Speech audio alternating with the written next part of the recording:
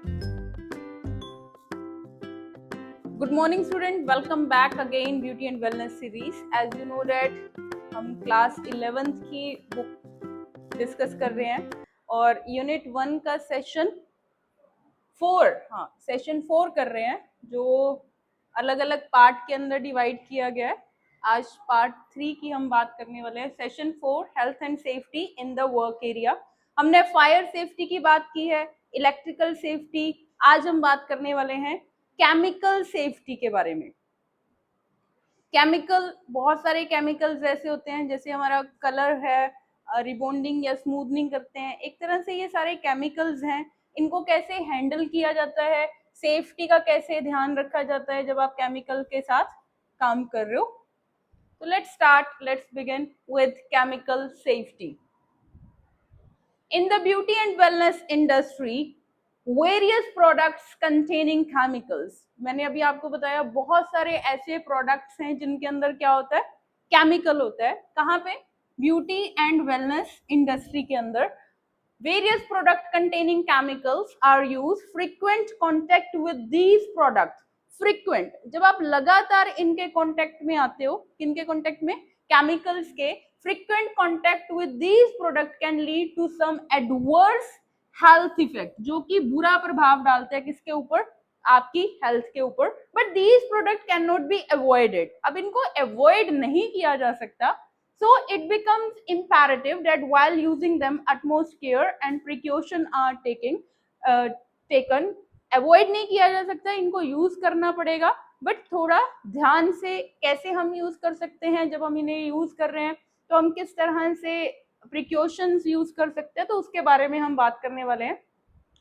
So here I'm going to discuss with you some harmful chemicals. There are some chemicals that are harmful to health, but it may be difficult to avoid these due to a lack of safer alternative. तो यहाँ पे एक table दिया गया है और उस table के अंदर अलग अलग तरह के केमिकल्स हैं, उनके नेम हैं, कौन से प्रोडक्ट के अंदर होता है वो, उसके क्या सिम्टम्स हैं और उसके क्या लॉन्ग टर्म इफेक्ट होने वाले हैं। यहाँ पे बहुत सारे नेम्स हैं, हम सारे नहीं करने वाले, बट उनमें से कुछ हम कर लेते हैं ताकि हमें पता हो। जैसे कि क्या, फर्स्ट से ही शुरू कर लेते हैं। यहाँ पे डिब्यूटल पैथलेन की बात की गई है, जो कि नेल पॉलिशिस के अंदर होता है और इससे डिजीनेस आनी, एक तरह से नींद जैसे हमें आती है, डिजीनेस आनी शुरू हो जाती है, आई और स्किन इरिटेशन होने लग जाता है। और लॉन्ग टर्म अगर इफेक्ट देखें इसके, तो रिप्रोडक्टिव टॉक्सिसिटी और बर्थ डिफेक्ट्स होने लग जाते हैं। तो बहुत सारे यहाँ पे प्रोडक्ट्स हैं, नेल पॉलिश है, हेयर ड्रायर है, हेयर ग्लू है, आर्टिफिशियल नेल है, आयरन है। आयरन जो हम करते हैं उसमें हम स्प्रे यूज करते हैं, थर्मल प्रोटेक्शन स्प्रे है। तो इनमें अलग अलग तरह के केमिकल्स का यूज किया जाता है और जिससे अलग तरह के इफेक्ट्स हो सकते हैं। Nail polish, body wash, shampoo, conditioner, cleanser, इनके अंदर क्या होता है? फॉर्मेल्डिहाइड। इनके अंदर क्या होता है? फॉर्मेल्डिहाइड केमिकल होता है, स्पेशली नेल पॉलिशेस के अंदर, बॉडी वॉश के अंदर, शैम्पूज के अंदर, कंडीशनर है, क्लेंजर है। और लीड टू ब्रीदिंग प्रॉब्लम्स। इनसे क्या होने लग जाती है? ब्रीदिंग प्रॉब्लम होनी शुरू हो जाती है, कफ की प्रॉब्लम होनी शुरू हो जाती है, स्किन रैशेस पड़ने लग जाते हैं, आईज, नोज और थ्रोट के अंदर इरिटेशन होना शुरू हो जाता है। और इसके लॉन्ग टर्म इफेक्ट क्या है कि उस व्यक्ति को कैंसर तक की प्रॉब्लम भी हो सकती है। और नेक्स्ट क्या है? डर्मेटाइटिस। डर्मेटाइटिस एक तरह से स्किन की प्रॉब्लम है जो उस क्लाइंट को हो सकती है। हेयर एक्सटेंशन ग्लू है, उसके अंदर भी केमिकल हैं। Disinfectant cleanser, disinfectant and cleanser, hair dye, henna tattoo, specially कुछ ऐसी मार्केट के अंदर मेहंदी है जिसके अंदर क्या है? केमिकल का यूज किया जाता है। आपने देखा बहुत जल्दी आपने मेहंदी को अप्लाई किया और बहुत जल्दी उसका कलर आ जाता है विद इन 10 to 15 मिनट्स, कुछ ऐसी है। तो वो एक तरह से उनमें केमिकल होते हैं और जिससे स्किन इरिटेशन होने लग जाती है और डर्मेटाइटिस, स्किन की प्रॉब्लम्स होना शुरू हो जाता है। तो अब क्या किया जाए? इन केमिकल्स को कैसे हैंडल किया जाए? Chemical handling. The seepage or spilling of chemical can occur at any stage of providing beauty treatment to the client. क्या कह रहे हैं कि जब आप किसी क्लाइंट को ब्यूटी ट्रीटमेंट देते हो तो अचानक से कोई भी केमिकल जो है वो गिर सकता है. We can cut out on the harm caused by them if handled carefully. अब जो वो उनसे एकदम से केमिकल गिर जाता है तो उससे बहुत सारे नुकसान हो सकते हैं. तो हम कुछ ऐसी चीजें यूज कर सकते हैं, हम कुछ ध्यान से काम कर सकते हैं केमिकल से, हम उनको हैंडल केयरफुली कर सकते हैं ताकि दुर्घटना ना हो. The following points must be taken into account while working with chemical. क्या करना चाहिए जब भी आप केमिकल के साथ काम कर रहे हो? तो first point which is very very important, और क्या यूज करना? पीपीई किट का यूज करना. PPE kit as a personal protective equipment. Personal protective equipment और personnel working in a salon must wear personal protective equipment. जितने भी लोग हैं, जितने भी सैलून के अंदर वर्कर काम कर रहे हैं, उनको जरूरी है क्या यूज करना? PPE kit to avoid a mishap और इंजरी. कि किसी मिसहैप से बचना या फिर किसी इंजरी से बचने के लिए उन्हें क्या यूज करना चाहिए? PPE kit. पीपीई इंक्लूड, अब इसके अंदर होता क्या है? Apron, mask, gloves and head cover. ये पीपीई किट के अंदर सारी चीजें होती हैं. नेक्स्ट क्या कर सकते हैं हम? Work areas. Never use tabletops as storage areas. However, chemical for immediate use can be put on tabletops of the work area. आप जो वर्क एरिया पे काम कर रहे हो तो वहां पे जो आप केमिकल रख रहे हो तो उनको बड़े ही ध्यान से आपने उनको रखना है. Never use table top as storage area. जो आपके टेबल होते हैं, कुछ लोग टेबल के ऊपर रख देते हैं केमिकल्स को, वो स्टोरेज एरिया नहीं होना चाहिए. केमिकल का जो स्टोरेज एरिया है वो एक अलग होना चाहिए, एक ड्रोर के अंदर. आपने देखा हमारे घरों में भी जैसे केमिकल होते हैं, स्पेशली तेजाब रखा होता है या फिर कोई वॉशरूम क्लीनर कुछ मम्मा हमारे यूज करते हैं, तो वो उन्हें क्या करते हैं, हमेशा बच्चों से दूर किसी ऐसी जगह पे रखते हैं जहां पे वो फर्नाइल वगैरह पड़ी होती है, तो दूर रखते हैं ना. तो इसी तरह केमिकल रखने के लिए भी एक पर्टिकुलर एरिया अलग से होना चाहिए. Close bottles. जो भी द लिड्स ऑफ बॉटल्स और jar in which chemical product are stored. जो भी बॉटल्स हैं, जार्स हैं, जिनके अंदर क्या है? केमिकल है, जिनके अंदर क्या है? Which contain chemical products are stored must be closed tightly. आपने उन्हें क्या करना है? प्रॉपर क्लोज करना है. आफ्टर यूज, क्या करने के बाद? उन्हें यूज करने के बाद, and kept away from the edges so that they do not fall and spill on the floor. Edges, किनारे पे नहीं रखना, क्योंकि कहीं किनारे पे पड़ा है तो वो अचानक से गिरने की संभावना हो सकती है. तो आपने एजेस पे नहीं रखना, हमेशा उनको प्रॉपर क्या करके रखना है? टाइट बंद करके रखना है. Must be labelled with the name of the chemical और प्रोडक्ट स्टोर्ड इनसाइड. जितनी भी बोतल्स हैं उन पे प्रॉपर क्या होनी चाहिए? लेबलिंग होनी चाहिए, केमिकल का नाम लिखा होना चाहिए, hazard pictogram and description about the product. Make sure that the labels are not worn out or damaged. कि जो लेबल लगा हुआ है वो प्रॉपर दिखना चाहिए, ऐसा ना हो कि वो ना दिखे, डैमेज हो रखे हो. मतलब प्रॉपर नाम दिखना चाहिए कि कौन सा केमिकल इस बोतल के अंदर पड़ा है. Next, transportation. Transportation. Do not carry chemical and product loosely और इन हैंड्स. कई लोग क्या करते हैं, बड़े लूज उन्हें अपने हाथों में लेके जाते हैं तो वो अचानक गिरने का डर रहता है. तो कभी भी आप लूज करके बॉटल्स को मत लेके जाइए. Use a tray. हमेशा किसका यूज कीजिए? यूज अ ट्रे और cart to carry the product and avoid mishap. हाथों में मत लेके जाइए, या तो आप उसको प्रॉपर ट्रे के अंदर रखिए या फिर आप क्या कीजिए? कार्ट का यूज कीजिए उन प्रोडक्ट को लेके जाने के लिए. कार्ट आपके जैसे सैलून के अंदर क्या होती है? ट्रॉली होती है, तो आप ट्रॉली में भी रख सकते हो. ठीक है. नेक्स्ट क्या है? Check at regular intervals. Regular intervals को, उन केमिकल्स को चेक करना बहुत जरूरी है. Examine the inventory at regular intervals so that expired chemical can be discarded and replaced with new ones. जो पुराने हो चुके हैं केमिकल, कुछ ऐसे प्रोडक्ट जो पुराने हो चुके हैं, जिनकी डेट एक्सपायर हो चुकी है, आपने उन्हें अलग रख देना है, और ताकि उसकी जगह नए यूज किए जा सके. चेक एट रेगुलर इंटरवल्स, आपने उनको क्या करना है, रेगुलर इंटरवल्स पे चेक करना है।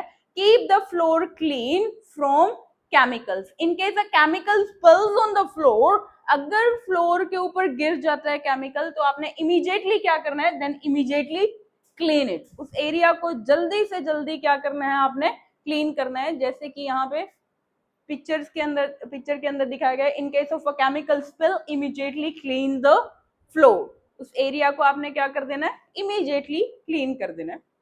Now the next, chemical storage. अब केमिकल को स्टोर कैसे करके रखें, storing chemical safely is important and even the slightest carelessness has the potential to cause a hazard and major accidents।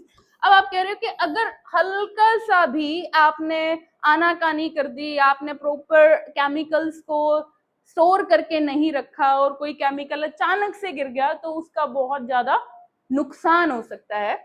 Liquid chemicals, कौन से chemicals, liquid chemicals are more dangerous, क्योंकि वो liquid form में और जैसे ही गिरेंगे तो किसी के ऊपर, फॉर एग्जांपल आप देखिए अगर घर में किसी के ऊपर तेजाब गिर जाता है तो क्या उस वो पर्सन बिल्कुल ठीक रहता है, उसकी स्किन जल जाती है ना। तो हमें इस तरह कुछ ऐसे केमिकल्स हैं, स्पेशली जो लिक्विड केमिकल्स हैं, are more dangerous as compare to powder, because powder के मुकाबले ये ज्यादा डेंजरस है, because they can spill over to large areas. वो एकदम से अगर गिर जाते हैं तो वो लार्ज एरिया के ऊपर, मान लो लार्ज एरिया, स्किन के लार्ज एरिया के ऊपर वो गिर जाते हैं एंड इंक्रीज द रिस्क, और जिससे रिस्क का भी जो खतरा है वो ज्यादा बढ़ जाता है। So there need to be a storage area, तो उसके लिए एक प्रॉपर क्या होना चाहिए, स्टोरेज एरिया होना चाहिए and containment facility to curb accident. The personal working in the salon must be trained, जो लोग सैलून में काम कर रहे हैं, दे मस्ट बी, वो क्या होने चाहिए, दे मस्ट बी ट्रेन्ड, वो ट्रेंड होने चाहिए इन storing and using the chemical, उन्हें पता होना चाहिए कि केमिकल को कैसे स्टोर करना है, कैसे उन्हें यूज करना है, कैसे अलग रखना है। They must always be aware of what need to be done in case of emergency, उन्हें ये भी पता होना चाहिए उन थेरेपिस्ट को कि अगर कोई इमरजेंसी पड़ जाती है तो उस समय उन्हें क्या प्रिकॉशन करने हैं, क्या करना है। Precaution that can help prevent accident that आज फॉलो, कुछ ऐसी चीजें जो प्रिकॉशन हम कर सकते हैं सैलून में जब हम काम कर रहे हैं। तो it is better to have a separate storage area for chemical to avoid hazards. बार बार ये बात हो रही है कि केमिकल को रखने के लिए एक सेपरेट एरिया होना चाहिए सैलून के अंदर। Second, they need to be arranged in a shelf according to their compatibility, in as incompatible chemical can initiate or intensify a fire। तो आपने जैसे उनको शेल्फ पे रखा है तो प्रॉपर उनको लेबल करना है, अकॉर्डिंग टू पाउडर केमिकल है या फिर वो लिक्विड केमिकल है, उसी अकॉर्डिंग आपने रखना है, ताकि वो जल्दी से जल्दी आग को ना पकड़ सके, कुछ भी ऐसी दुर्घटना ना हो सके। They must not be placed on shelf higher than 1.5 m from the ground level, ज्यादा हाई पे नहीं होना चाहिए, जो केमिकल है उनको ज्यादा हाई जगह पे नहीं रखना चाहिए, क्योंकि उतारते हुए हो सकता है वो आपके हाथ से अचानक से गिर सकता है। तो मिनिमम जो हाइट होनी चाहिए वो कितनी होनी चाहिए, 1.5 m from the ground level, ground से।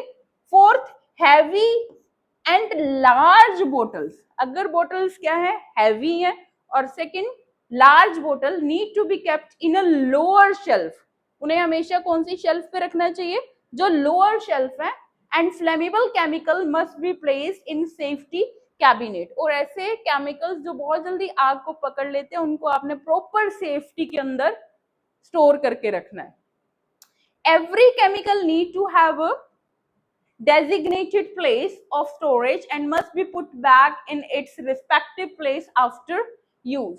आपने जैसे ही केमिकल को यूज किया उसके बाद जो भी आपने रिस्पेक्टिव एरिया उसके लिए चूज किया है वहां पे आपने उसको दोबारा से रख देना प्रॉपर बंद करके। Ensure that the chemical are not expose to heat और सनलाइट, और ये चीज हमेशा ध्यान में रखनी है कि जो केमिकल आप यूज कर रहे हो वो डायरेक्ट सनलाइट में ना पड़े हो, हीट ना आ रही हो वहां पे।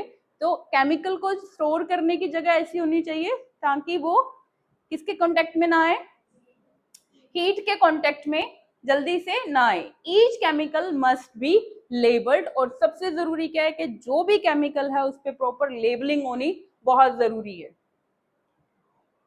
फर्स्ट एड, अब क्या किया जाए? Chemical exposure can prove to be fatal in several severe cases and must be handled only by a trained person. कि अगर केमिकल किसी के ऊपर गिर जाता है, अचानक से कोई दुर्घटना हो जाती है, तो प्रॉपर ट्रेन्ड वहां पे लोग होने चाहिए। Every response to an emergency count and therefore the role of a person providing the first aid to victim is important। तो जो भी वहां पे व्यक्ति है उसका ये ड्यूटी बनती है कि क्या करना उस विक्टिम को जिसके ऊपर केमिकल गिर गया, फर्स्ट एड प्रोवाइड करना। The person provide the first aid must क्या प्रोवाइड कर सकता है? Inform the authority and emergency contact immediately. वो पर्सन क्या कर सकता है? इन्फॉर्म करे किसको? अथॉरिटी को, एंड इमरजेंसी जो भी कॉन्टेक्ट नंबर है उन पे वो जल्दी से जल्दी कॉन्टेक्ट करे। Not try to neutralize an injury with other chemical as it can make it worse। कुछ लोग क्या कर देते हैं, जो केमिकल गिरा है उसके ऊपर कुछ और लगाना शुरू कर देते हैं। ऐसा नहीं करना, इससे प्रॉब्लम और भी ज्यादा वर्स हो जाएगी, बुरी स्थिति पैदा हो सकती है।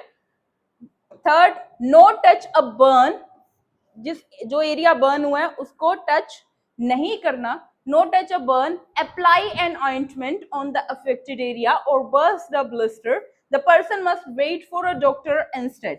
और क्या करनी चाहिए? या तो आप ऑइंटमेंट अगर आपके पास कुछ है आप वहां पे वो लगा सकते हो आपकी फर्स्ट एड किट के अंदर अगर अवेलेबल है, और नहीं तो हमें क्या करनी चाहिए? उस पर्सन को जल्दी से जल्दी डॉक्टर के पास लेके जाना जरूरी है। Keep a check on the victim till medical help arrive. जब तक मेडिकल हेल्प नहीं आ जाती आपने उस पर्सन को क्या करते रहना है? चेक करते रहना, उससे बात करते रहना है ना। Next, note down the name of the chemical that cause the injury. और आपको क्या करना है? उस केमिकल का नेम लिखना है जिसकी वजह से ये इंजरी हुई है। सो नेक्स्ट हम बात करने वाले हैं पोस्चर, लिफ्टिंग एंड कैरिंग। क्या आपका पोस्चर होना चाहिए? कैसे चीजों को लिफ्ट करते हैं, कैसे चीजों को उठाते हैं जब आप सैलून में काम करते हैं। A stylist need to stand for hours to provide service to the clients. एक जो स्टाइलिश होता है उसे बहुत घंटे तक बहुत समय तक क्या करके रहना पड़ता है? खड़े रहना पड़ता है वर्किंग एरिया पे। The posture affect the person overall health. और जो उसका पोस्चर होता है, आप जैसे भी पोस्चर में बैठे हो, अभी भी आप जैसे पोस्चर में बैठे हो, इससे आपके किस पे इफेक्ट पड़ता है? आपकी हेल्थ पे इफेक्ट पड़ता है। An incorrect posture may lead to disorder related to bones and muscles. कुछ बच्चे ऐसे मैंने देखा झुके हुए बैठे होते हैं। तो आप जिस भी पोजीशन में बैठे होते हो आपके पोस्चर का असर पड़ता है किसके ऊपर? आपकी बोन्स के ऊपर और आपकी मसल्स के ऊपर। Elevated arm can lead to musculoskeletal disorder affecting the neck and shoulder, while bending the standing for long hours can affect the backbone। बहुत लंबे समय तक खड़े रहना उससे बैकबोन पे इफेक्ट पड़ता है and other body parts. Next come how to one lift. अब जो नेक्स्ट पॉइंट है हमारा, नेक्स्ट टॉपिक है वो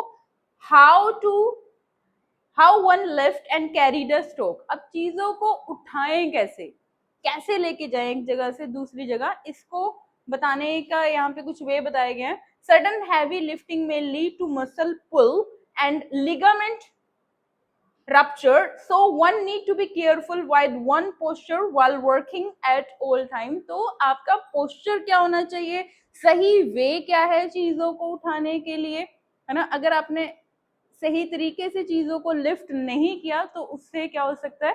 आपको नुकसान हो सकता है। से चीजों को उठाना है। Method to avoid posture related problems. कुछ ऐसे मेथड हम करने वाले हैं जो पोस्चर रिलेटेड हमें प्रॉब्लम्स आती हैं वो ना आए। डू नॉट स्ट्रेन और particular body part for a long period. एक ही बॉडी के किसी पार्ट पे काफी लंबे समय तक आपने क्या नहीं देना? वजन एक तरह से नहीं देना, वेट नहीं देना। Move and stretch the body part between service और after every half an hour. कई लोग क्या करते हैं, वो एक ही जगह पे खड़े रहते हैं काफी देर तक। एक ही जगह पे आप खड़े मत रहिए, अपनी बॉडी को क्या करते रहिए, आप बॉडी के अंदर मूवमेंट करते रहिए। थोड़ी थोड़ी देर के बाद, कितनी देर के बाद, हाफ एन आवर के बाद बॉडी के अंदर मूवमेंट होनी जरूरी है। Change your body posture. अगर आप एक बॉडी पोस्चर में बैठे हो तो थोड़ी देर बाद आप अपने बॉडी पोस्चर को क्या कर सकते हो, चेंज कर सकते हो by carrying out a variety of services और एक्टिविटीज। जो भी आप सर्विसेज कर रहे हो, एक्टिविटीज कर रहे हो, तो आप अपने बॉडी पोस्चर को क्या कर सकते हो, थोड़ी देर के बाद चेंज कर सकते हो। while sitting at the time of rendering a service it is important to have the chair at the right height। जब आप कोई ऐसी सर्विस दे रहे हो जो आप बैठ के कर रहे हो, तो आपकी जो चेयर है वो प्रॉपर एक राइट एरिया में होनी चाहिए, राइट हाइट पे होनी चाहिए। ऐसा ना हो आपका क्लाइंट या तो आपसे बहुत ऊपर है या फिर आप बहुत ज्यादा खुद ऊपर हो, क्लाइंट नीचे है, तो भी दिक्कत हो सकती है। तो जब आप सर्विस प्रोवाइड करो तो आपकी चेयर की जो हाइट है वो ऐसी होनी चाहिए ताकि आपको दिक्कत ना आए। Exercise to keep the body fit and flexible. आप अपनी बॉडी को फ्लेक्सिबल और फिट रखने के लिए क्या कर सकते हो, प्रॉपर एक्सरसाइज कर सकते हो। नेक्स्ट, यहाँ पे पिक्चर के अंदर दिखाया गया है कुछ राइट एंड रोंग वे। यहाँ पे the correct and incorrect posture while lifting a weight, किस तरह से this is the wrong way of lifting a weight and this is the right way. Follow this step while lifting a weight. अब यहाँ पे बताया गया कि अगर आपको किसी वेट को उठाना है तो सबसे पहले बैठ जाइए, फिर अपने घुटनों पे इन्होंने यहाँ पे वजन दिया और धीरे धीरे उसको जो भी काट है उसको उठाया है। Measure to adopt while lifting and carrying load, get help. क्या करना चाहिए, कुछ मेजर्स हैं, हमें क्या करने चाहिए, हमें ध्यान रखना चाहिए जब भी हम किसी चीज को लिफ्ट कर रहे हैं, उठा रहे हैं। गेट द हेल्प, हमेशा किसी की मदद लीजिए। अगर कोई कार्ट है, कोई बॉक्स है, वो काफी हैवी है तो आप किसी की मदद ले सकते हो। Get help while carrying heavy and large loads. Second, while lifting bend at the knees to sit. आपने अपनी नीज को क्या करना है, बेंड करना है। नीज को क्या करना है, बेंड करना है। Use both the hand to hold a load. कई लोग सोचते हैं एक ही हाथ से उठा लूंगा मैं, नहीं, आपने क्या करना है, दोनों हाथों का यूज करना है। क्या करने के लिए, होल्ड करने के लिए, उस चीज को उठाने के लिए। Use the legs to lift it, hold in between the knee and chest. अभी ऊपर पिक्चर में था कि आप अपनी चेस्ट, आप नी का यूज कीजिए और दोनों हाथों का यूज कीजिए किसी चीज को जब आप क्या कर रहे हो, लिफ्ट कर रहे हो। And stand straight without bending at the waist. आपने अपनी वेस्ट को क्या नहीं करना, बेंड नहीं करना और आपने खड़े हो जाना है। while turning move the legs and feet, avoid twisting at the waist। आपने वेस्ट को ट्विस्ट नहीं करना, वेट नहीं देना किसके ऊपर, अपनी लेग्स और फीट के ऊपर जब आप चल रहे हो। while lifting the load always use the leg and buttock muscle as they are strong। while lifting, जब भी आप लिफ्ट करते हो, आप वजन को उठाते हो, always use the leg। आपने किसका यूज करना है, अपनी लेग्स का। And buttocks muscles as they are strong, क्योंकि ये क्या होती है, हमारी मसल्स स्ट्रॉन्ग होती हैं।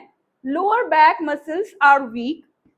जो हमारी लोअर बैक मसल्स होती हैं वो क्या होती हैं, वीक होती हैं। So avoid straining them.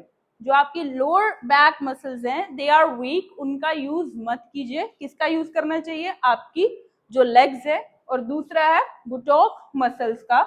Use equipment like hand truck और forklift to carry the load to misuse injury risk। क्या कीजिए आप अब आप बड़े बड़े आप देखोगे जो शॉप्स होती हैं वहां पे प्रॉपर कैरी करने के लिए ट्रक्स होते हैं, ट्रॉलीज होती हैं, तो आप ट्रॉलीज या ट्रक्स का यूज कर सकते हो चीजों को उठाने के लिए। Risk at work place, work place पे क्या क्या रिस्क हो सकते हैं, आप ये पिक्चर्स के अंदर देखिए। ऐसा नहीं है कि कुछ रिस्क आपसे पूछ के आएंगे, हो सकता है आप सीढ़ियों से कुछ चढ़ के उतार रहे हो रहा है, आप अचानक गिर सकते हो, या फिर आप चलते चलते सामने कुछ आ गया तब आप गिर सकते हो, चेयर से आप गिर सकते हो, या कोई लिक्विड या कुछ भी पानी फर्श पे गिरा हुआ है तो वहां पे आप अचानक क्या हो सकते हो, गिर सकते हो। We have already studied about the hazard that may come across at the workplace। The risk associated with these hazards are tripping over stray wires। एकदम से आप वायर्स में कहीं पड़ी हैं तो वहां से आप गिर गए, bumping into equipment and things place in the way and falling और गेटिंग इंजर्ड। कोई आपके रास्ते में क्या पड़ी है, कुछ चीजें पड़ी हैं और आप एकदम से उससे टकराए और आप अचानक गिर सकते हो। हम बात कर रहे हैं कि कुछ ऐसे रिस्क जो अचानक हो सकते हैं, है ना। इलेक्ट्रिक शॉक और fire due to loss of frayed cables, कुछ केबल्स हैं उनकी वजह से इलेक्ट्रिक शॉक हो गया। स्लीपिंग ऑन वाटर और some other liquid spilled on the floor, अगर फ्लोर के ऊपर कोई लिक्विड है तो आप उससे अचानक गिर सकते हो। Allergy from unsterilised tool and burn from heating rod and hot water. अचानक ही कई बार क्या होता है, कुछ रोड है, मान लो आयनिंग पड़ी है, हम अचानक से उसे क्या कर लेते हैं, टच कर लेते हैं, और वो क्या थी, गर्म थी, तो हमारा हाथ क्या हो सकता है, बर्न हो सकता है। तो ये कुछ ऐसे हैजर्ड्स है जो अचानक ही हो जाते हैं। तो यहाँ पे हमारा ये टॉपिक कंप्लीट हो गया है, रिस्क एट वर्क प्लेस। कर दो सो अब हम आगे बात करने वाले हैं पार्लर हाइजीन के बारे में, कैसे पार्लर हाइजीन का ध्यान रखें। A beauty therapist role is maintaining hygiene in a salon is an utmost important as it can make a mar its image। क्या जरूरी है, एक ब्यूटी सैलून के अंदर साफ सफाई होनी बहुत ज्यादा जरूरी है। The person must be careful about cleaning and maintaining hygiene in the salon. few important areas that need to be taken care of are as follows। अब हम कुछ बात करने वाले कि सैलून में प्रॉपर हाइजीन कैसे रखी जाए, साफ सफाई का ध्यान कैसा रखा जाए। तो सबसे पहले हमें क्या करना चाहिए, जब भी आप सैलून में काम करो, कोई भी सर्विस आप स्टार्ट करते हो, तो आपको हमेशा क्या ध्यान रखना है, क्या करना है, वॉश हैंड, हैंड वॉश करना बहुत ज्यादा जरूरी है। Wash your hand with a hand wash और एंटीबैक्टीरियल सोप। जब भी आप कोई सर्विस की शुरुआत करते हो या कोई भी सर्विस का एंड करते हो, तो हमेशा अपने हैंड को आपने क्या करना है, वॉश करना है। किससे, कोई हैंड वॉश हो सकता है या फिर कोई एंटीबैक्टीरियल सोप हो सकता है before performing a treatment. Since hands come in contact with many people, क्योंकि जो हमारे हाथ हैं वो बहुत सारे लोगों के कांटेक्ट में आते हैं और बहुत सारी चीजों के कांटेक्ट में आते हैं। जैसे मैं यहाँ पे बोर्ड के ऊपर भी हाथ रखूं तो मेरा हाथ किसके कांटेक्ट में आ रहा है, बोर्ड के कांटेक्ट में। तो with many people and things such as shaking hand, जब हम दूसरों से हैंड शेक करते हैं, कस्टमर से हाथ मिलाते हैं, प्रोवाइडिंग सर्विस टू क्लाइंट, और जब हम क्लाइंट को सर्विस देते हैं कोई, using various product to carry out treatment, जब हम अलग अलग तरह के ट्रीटमेंट देते हैं। देखो किसी की स्किन किस तरह की है, तो हमें हर एक तरह की स्किन टाइप को क्या करना पड़ता है, टच करना पड़ता है, ठीक है। Using various product carry out treatment, touching use towel, हम क्या करते हैं सैलून में, टच करते हैं, किनको टच करते हैं, टॉवल्स। कौन से टॉवल्स, जो कि यूज्ड हैं, जो पहले से यूज हो रखे हैं, या फिर कुछ ऐसे टूल्स हैं जिनको हमने यूज किया है, हमें उनको यूज करना पड़ रहा है, ठीक है। It is important that one washes the hand before and after carrying out a treatment. किसी भी ट्रीटमेंट को शुरू करने के पहले और खत्म करने के बाद आपने क्या करना है, हमेशा अपने हैंड को वॉश करना है। One can also use sanitiser clean the hand. आप क्या यूज कर सकते हो, आप सैनिटाइजर का भी यूज कर सकते हो अपने हाथों को क्लीन करने के लिए, ठीक है। तो नेक्स्ट फर्स्ट पॉइंट क्या है, वॉश हैंड। सेकंड पॉइंट क्या है, वर्क सरफेस। वर्क सरफेस, जहां जो आपका एरिया है, the work surface include the treatment area, जहां पे आप ट्रीटमेंट कर रहे हो, जहां पे आपका डेस्क है, ग्लासेस हैं, वहां पे जो भी डेस्क है, ग्लासेस हैं, मिरर है, इन सभी को हमें क्या करना है, क्लीन करना है। क्या करना है, हर रोज इनकी डस्टिंग होनी जरूरी है। Ensure that they are clean and disinfected period to use prevent infection. ये चीजें आपकी क्या होनी चाहिए, क्लीन होनी चाहिए। यूज करने से पहले आपने अपने टूल्स को, इक्विपमेंट्स को, डेस्क को, ग्लास है चाहे वो मिरर है, इनको क्या करना है, क्लीन करना है। यूज क्लीन शीट, और जब भी क्लाइंट आए हमेशा आपने किसका यूज करना है, क्लीन शीट्स का। किसका यूज करना है, हाँ, क्लीन शीट यूज करनी है, क्लीन टॉवल यूज करने हैं, गंदे टॉवल और गंदी शीट यूज नहीं करनी। जैसे ही क्लाइंट गया, नया क्लाइंट आता है, तो आपने शीट को चेंज करना नहीं भूलना। नेक्स्ट है चेयर्स एंड काउच। जो भी चेयर्स हैं सैलून के अंदर, chairs and couch must be clean daily. जो आपके चेयर्स हैं, काउचेस हैं, वो हर रोज आपको क्या करने हैं, डेली क्लीन करने हैं। Couches and chair are usually made of material like polyvinyl chloride, PVC से बने होते हैं, ऑल्सो नोन एज पॉलीविनिल और vinyl. They are easy to clean. इनको इजी होता है क्या करना, क्लीन करना। जो भी आपका काउच है और चेयर है, इनको इजी होता है क्लीन करना, but can not be disinfected. हम उन्हें डिसइंफेक्टेड नहीं कर सकते, बट हम क्या कर सकते हैं, उन्हें क्लीन कर सकते हैं with ethanol containing disinfectant and they can react with the material।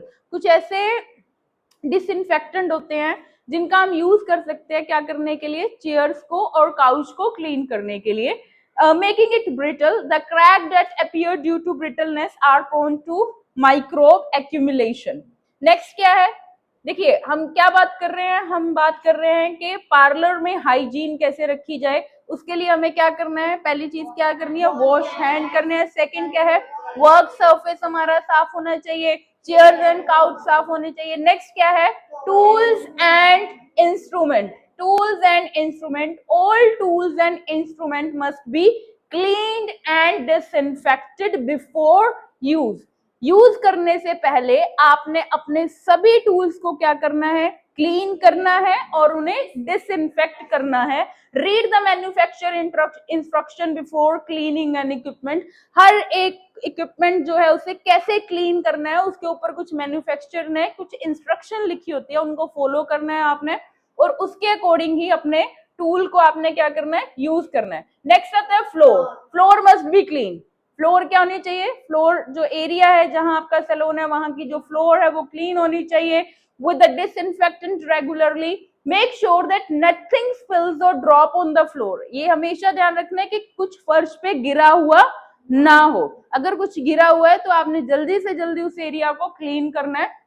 if something spills on the floor then clean it immediately। अगर कुछ गिर जाए तो जल्दी से जल्दी उस एरिया को आपने क्या कर देना है, क्लीन कर देना है, ताकि किसी तरह की कोई मिसहैपनिंग ना हो। नेक्स्ट है personal protective equipment, PPE kit का यूज करना। PPE kit is important for safety of the salon. कि पीपीई किट बहुत जरूरी है जब आप सैलून में काम कर रहे हो, एज इट प्रोटेक्ट। ये क्या करती है, आपके कपड़ों को प्रोटेक्ट करती है, आपके हैंड्स को प्रोटेक्ट करती है। पीपीई किट के अंदर क्या आते हैं, ग्लव्स, क्या आते हैं, एप्रन्स आ जाते हैं, और क्या आता है, हेयर कैप है, और उसके अलावा मास्क है। एक तरह से ये आपके कपड़ों को प्रोटेक्ट करेगा। It also protect them from various chemical. ये जो भी केमिकल्स है उनसे प्रोटेक्ट करेगा विच माइट बी हार्मफुल। ऐसे केमिकल जो आपके लिए हार्मफुल है उनसे ये आपको क्या करेगा, प्रोटेक्शन देगा, इन्फेक्शन से बचाएगा। कौन, पीपी किट अगर आप यूज कर रहे हो। कब, सर्विस के दौरान, जब आप क्लाइंट को सर्विस दे रहे हो तो पीपीई किट का यूज करना बहुत जरूरी है। पीपी किट के अंदर क्या आता है, एप्रन। पीपी किट के अंदर क्या आता है, apron, gloves, head cover, shoes and mask. PP kit के अंदर apron, gloves, shoes, head cover and mask, ये वो चीजें हैं जो पीपी किट के अंदर आती हैं, and they really help you to protect while doing a service. जब भी आप सर्विस कर रहे हो तो ये चीजें आपकी मदद करती हैं प्रोटेक्शन करने में। तो इसी के साथ हमारी सेशन 4 यूनिट 1 का जो सेशन 4 है ये ऑलमोस्ट कंप्लीट हो चुका है। So thank you so much. I will meet you in the next session with the next unit. Till then, take care. Bye bye. Thank you.